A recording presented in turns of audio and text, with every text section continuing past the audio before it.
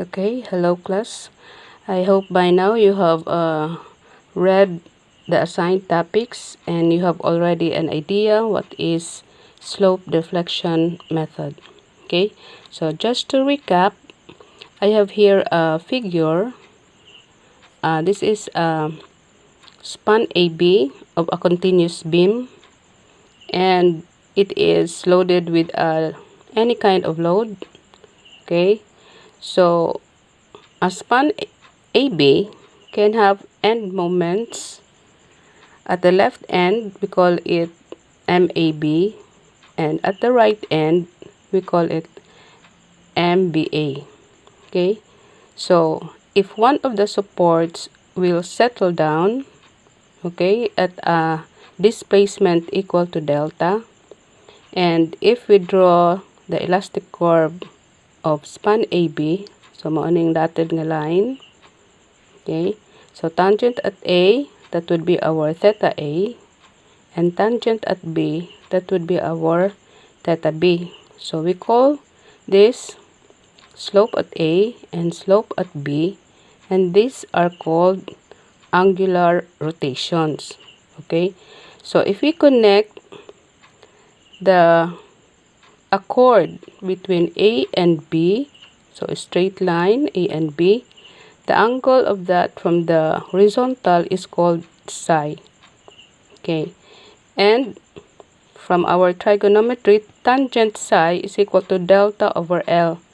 But since this angle is very small, so we can say that psi is equal to delta over L. Okay, so our concern here is to determine the end moments MAB in terms of the slopes theta A, theta B, and delta. Kining delta, gitawag po ni siya og linear displacement. Okay. The slope deflection method may be used to analyze all types of statically indeterminate beams and rigid frames. Okay. So in this method, again, the end moments acting at the ends of the member are expressed in terms of end rotations or angular rotations and the loading on the member. And all the joints here at A and at B, okay, are considered not to change in value as loads are applied. The joints at the interior supports of statically indeterminate beams can be considered 180 degrees, and for rigid frames are 90 degrees rigid joints. Okay, so for any member AB bounded by two joints, the end moments can be expressed in terms of the end rotations, and to satisfy the conditions of equilibrium, the sum of the end moments kaning MAB ug MBA on the ends of the members exerting there must be equal to 0. Okay, so in our sign convention,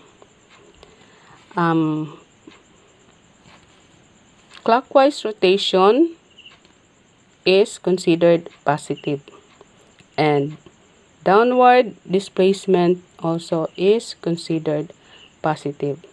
So clockwise rotation of the end moments positive, and also clockwise rotation of the slopes are also considered positive.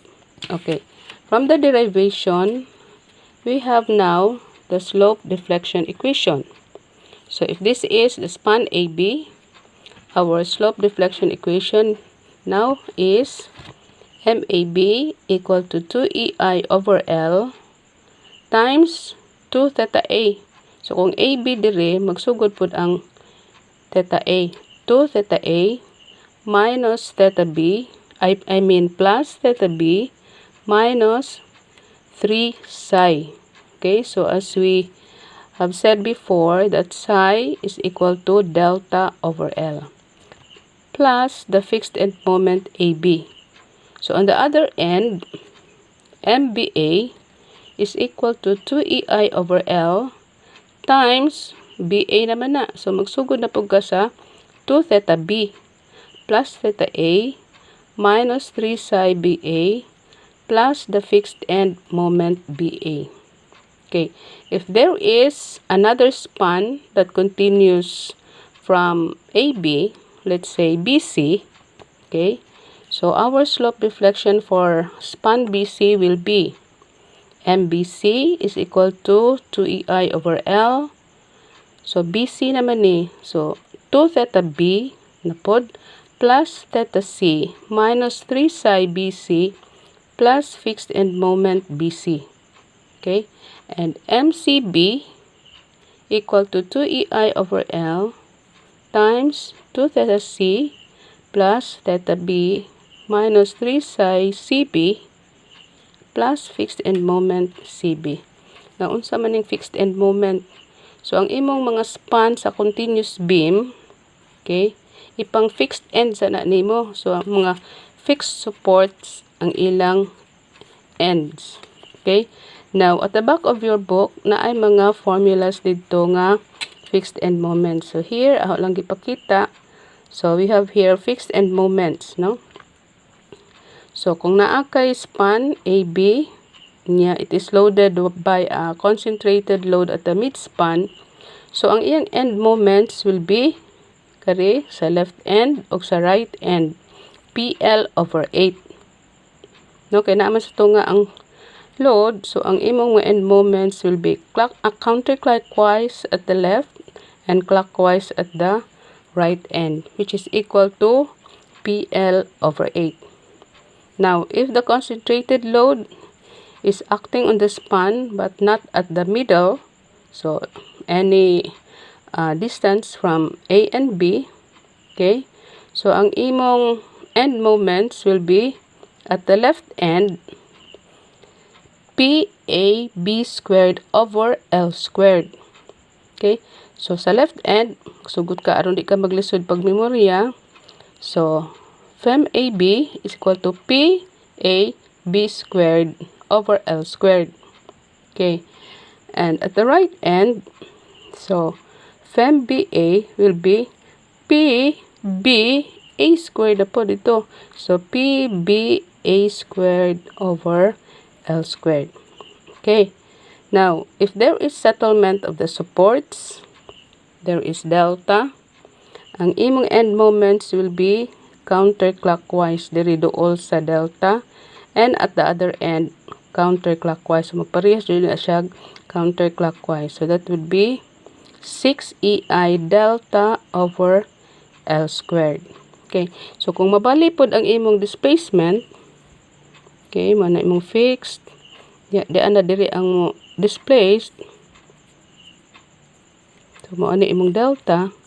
So, may direction sa imong end moment. So, it will be opposite. So, mag-ana. Okay?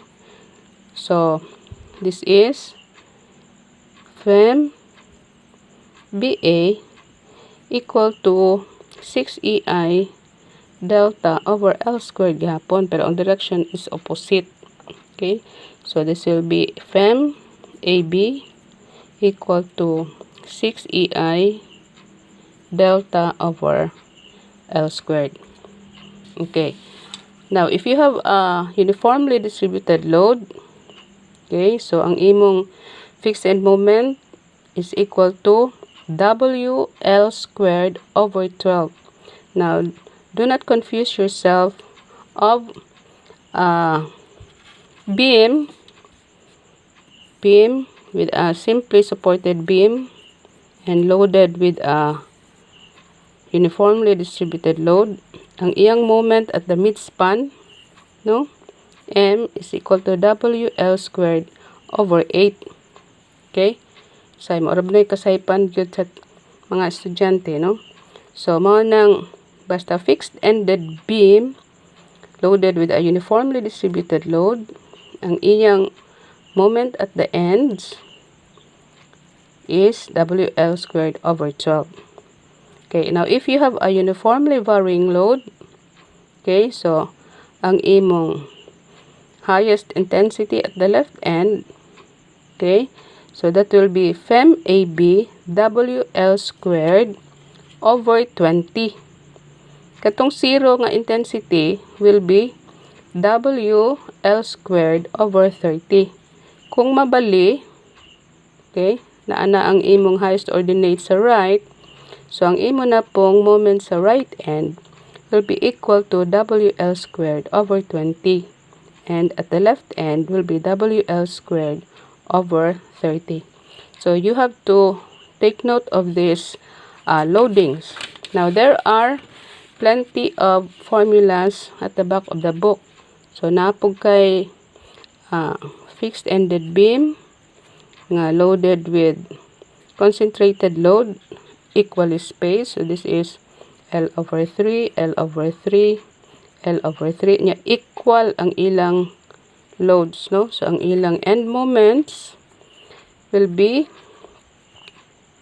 PL over, I think, PL over 9. And this one also is PL over 9. So I have to check lang this, no? Okay.